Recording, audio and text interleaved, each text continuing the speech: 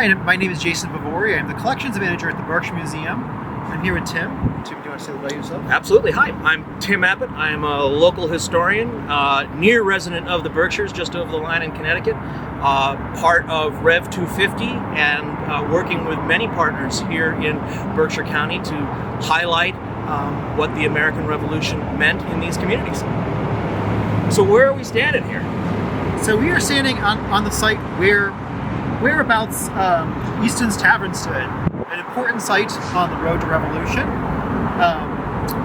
So this is the site where, what we can see from this marker, where John Brown of Pittsfield met with James Easton and Edward Mott to kind of lay the groundwork for the raid on Fort Ticonderoga, the first major offensive of the American Revolution.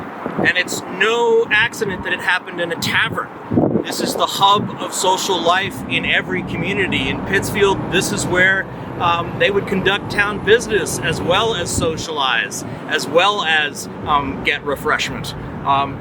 Such as what you're holding there. What is that extraordinary thing? So this is a reproduction of a colonial era English beer flagon. The original was actually excavated from the parking lot right behind us at the museum back in 2020 when we were doing construction work. It was dug out with a backhoe. But it comes from about the site where we would expect Easton's Tavern was. We're pretty certain that the original piece would have been at Easton's Tavern. Pretty cool.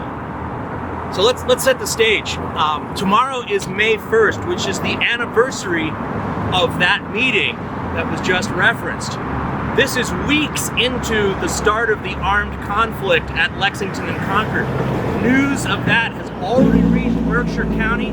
An entire regiment, company by company, has marched under Colonel Patterson to Boston. The men who are left are part of the local militia. They are not necessarily in the minute companies. They're people like Captain John Brown, who I'm trying to portray today, wearing my officer's sash and carrying an old infantry hanger to distinguish my rank.